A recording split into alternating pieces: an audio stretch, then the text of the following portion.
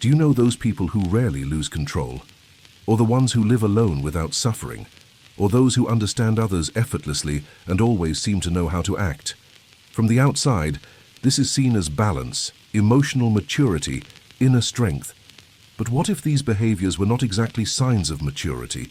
What if what now looks like a virtue actually began as adaptation? In this video, we're going to talk about 3 everyday behaviors that are often praised as emotional virtues. Behaviors that make someone appear strong, stable, and well-adjusted. But that, in many cases, were not born out of safety. They were born out of adaptation, not to grow but to survive within certain environments.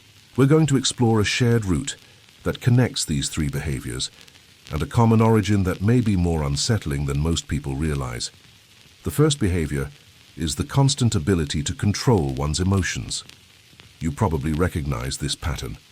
The person who almost never explodes, who thinks before speaking, who holds back tears, who maintains composure even when something hurts deeply, who rarely shows anger, frustration, or despair. Someone who always seems in control of what they feel and what they show. Socially, this is seen as emotional intelligence, as maturity, as someone who knows how to handle their emotions. But when you look more closely, you realize that this control does not come with ease. It requires effort, constant attention, a kind of internal vigilance that rarely switches off. In psychology, this state is often described as emotional hypervigilance, when the system remains alert, even in the absence of threat. This is not natural calm. It is containment. There is an important difference between someone who is calm and someone who is contained. Calm does not require monitoring. It doesn't depend on continuous effort.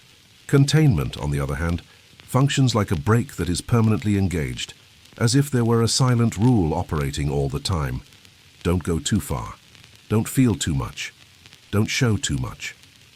Many people learned this very early in life. They learned that certain emotions caused problems.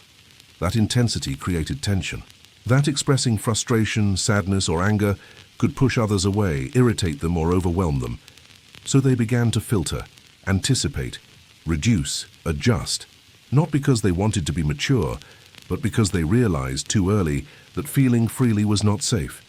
Over time, this control stops being perceived as something you do and becomes something you are. The person begins to define themselves as rational, centered, balanced. But behind this image, there is a body that rarely fully relaxes, a system that remains in a state of quiet alert, a continuous effort to keep everything under control. The second behavior is the ease of being alone. There is a widespread narrative that enjoying being alone is a sign of emotional independence, of strength, of someone who doesn't need others to feel complete. And in some cases, that's true. But not all comfortable solitude is the result of conscious choice. Notice the subtler details, the sense of relief when a commitment is cancelled, the quiet rest that comes when no one expects anything from you, the calm of not having to respond to messages, explain feelings, or sustain emotional presence. For many people, being alone is not exactly pleasure. It's relief. Relief from having to adapt, from sustaining versions of themselves, from regulating the emotional environment around them. This is often described as a quiet form of emotional regulation through withdrawal. When closeness has always required effort, vigilance, or self-containment, distance begins to feel safer. Not because there is no desire for connection, but because connection has come to carry too high a cost. Gradually, solitude stops being absence. It becomes rest. From the outside, this looks like independence, but internally, it is often the only space where the system can lower its guard, where there is no risk of emotional missteps, where there is no sense of being evaluated, interpreted, or demanded from. This doesn't mean a lack of affection. Many of these people feel deeply, but they learned that feeling close to others came with tension, so distance became the safest place to exist without vigilance. The third behavior is the extreme ability to understand others. People who quickly notice shifts in mood, who read the room with ease, who know when to speak, when to stay quiet, when to pull back, who can place themselves in another person's position almost automatically. This is usually called empathy. And there is empathy here, yes.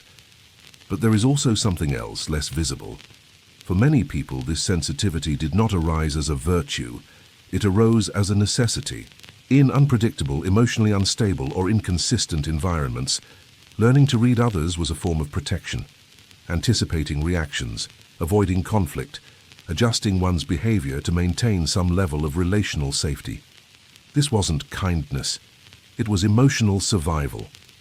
Some authors describe this pattern as a variation of the stress response known as the fawn response, when pleasing, understanding, and adapting become ways of staying safe. Over time, this skill becomes refined. The person becomes attentive, careful, perceptive. But they also develop a quiet habit, looking outward before looking inward, understanding what others feel, think, or expect, while their own needs move to the background. This kind of empathy is exhausting because it never rests. It's always on, always analyzing, always regulating. And often, it prevents something very simple, the ability to exist without monitoring the environment. These behaviors don't appear as obvious suffering, they appear as competence. They function well in the world, they're rewarded.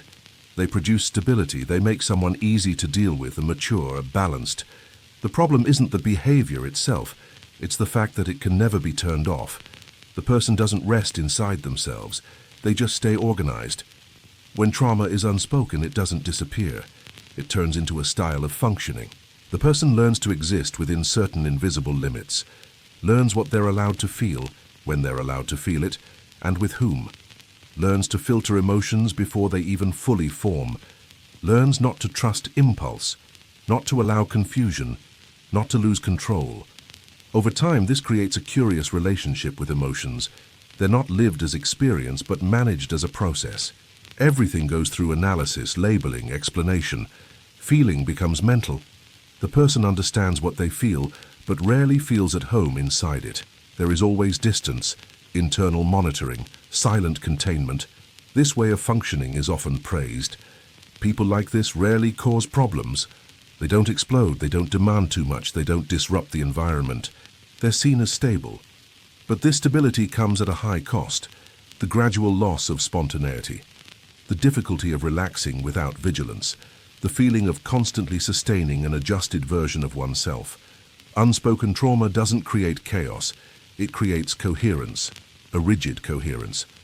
Carl Jung would describe this as a highly functional persona, constructed too early and maintained at a significant internal cost. Everything begins to make sense within a system of self-protection that is rarely questioned. The person doesn't ask why they're this way, they just assume they are. And the earlier this learning occurred, the more invisible it becomes. In many cases, these adaptations formed in environments where attachment was unstable, where the presence of others was unpredictable, where expressing emotion could lead to withdrawal, criticism, punishment, or indifference.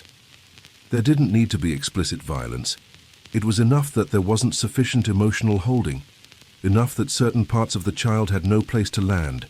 When that happens, the system learns something fundamental. Feeling is risky, not because emotion itself is dangerous, but because it finds no support. And when feeling is risky, control becomes necessary. Adaptation is not a sign of weakness, it's a sign of relational intelligence. The organism does exactly what it needs to do to preserve connection and integrity. That's why it's so common for highly functional people to carry an exhaustion that's hard to explain. They're not depressed, they're not disorganized, they're not in crisis.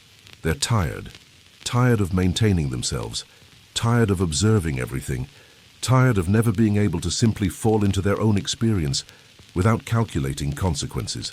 There's also a subtler effect, the construction of an internal reputation. The person sees themselves, and is seen, as reliable, balanced, controlled. Someone who doesn't exaggerate, who doesn't complicate things, who doesn't weigh others down. This image becomes protected. Any emotion that threatens this coherence is quickly contained, not because it's wrong, but because it doesn't fit the role that was built. Over time, the person may begin to distrust their own emotions, not because they're too intense, but because they seem inconvenient. They show up at the wrong time, with the wrong person, with an intensity that doesn't fit, so they're reinterpreted, minimized, rationalized. The body feels, but the mind manages. And whatever can't be managed is silenced. This doesn't mean these people don't feel. On the contrary, many feel deeply, But feeling is not experienced as safe. It's experienced as something that must be contained, translated, adjusted. Emotion doesn't move freely. It passes through invisible filters learned very early on. Unspoken trauma also changes the relationship with pleasure and rest. Relaxing can feel uncomfortable. Having no role can provoke restlessness. When the system has been organized around alertness, the absence of demand feels strange. The body doesn't know what to do when there's nothing to anticipate. Inner quiet can feel like a threat rather than relief. None of this happens because of a lack of awareness. Many of these people are highly reflective. They've thought about themselves, recognized patterns, named wounds. But unspoken trauma isn't resolved through understanding alone, because it doesn't live only in the story. It lives in the way life continues to be lived. It's important to say this clearly. These behaviors are not mistakes. They don't need to be eliminated. They were necessary. They worked. They protected. The problem begins when they remain the only possible way of existing, when there's no flexibility, no choice, when the system can't exit self-protection mode even in safe contexts. Trauma, in this sense, is not something you have. It's something that organized the way you relate to the world, and everyday behaviors are the language of that organization. They tell a story that was never fully spoken, a story of adaptation, not failure. That may be why so many people feel profound relief when they realize there is nothing wrong with them. That it's not about character rigidity, emotional deficiency, or immaturity. It's about coherence. The organism did what it needed to do with the resources it had. The cost came later. Recognizing this isn't about blaming the past. It's about understanding the present. It's about seeing that some ways of being are not identity. They're memory. And memory doesn't need to be fought. It needs to be acknowledged. Unspoken trauma doesn't ask you to change who you are. It asks you to see who you had to become. And when that awareness emerges, something begins to reorganize. Not because control disappears, but because it stops being the only option. Other possibilities begin to appear. In the end, maybe the most honest question isn't, what is my trauma? But a quieter one. What in me functions perfectly, but never rests? What in me is praised, but was born from the need to not feel without protection? What in me looks like maturity, but was learned too early? These questions don't demand immediate answers. They don't call for action. They simply open space, and sometimes opening space is already the first sign that the system is beginning to realize something new. That feeling today may not need to be as dangerous as it once was, and that true maturity may not be absolute control, but the possibility of choice.